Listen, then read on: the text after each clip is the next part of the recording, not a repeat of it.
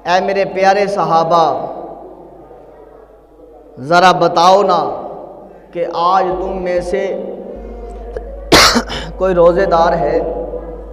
रमज़ान मुबारक का महीना नहीं था, सहाबा मौजूद है।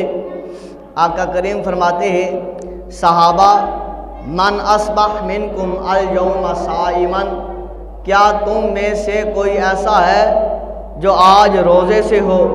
हमेशा उमर बिन ख़त्ताब रज़ी अल्लाह ताला अन्हु फरमाते हैं, मेरी कोशिश होती कि नेकियों में कहीं मैं सिद्दीक से आगे हो जाऊं। फरमाया सभी खामोश हैं, बड़े बड़े जय्यद सहाबा बैठे हैं, सितारे चमक रहे हैं।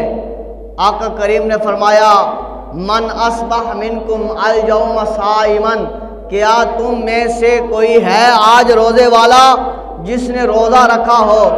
अल्लाहु अकबर। आका करीम सल्लल्लाहु अलैहि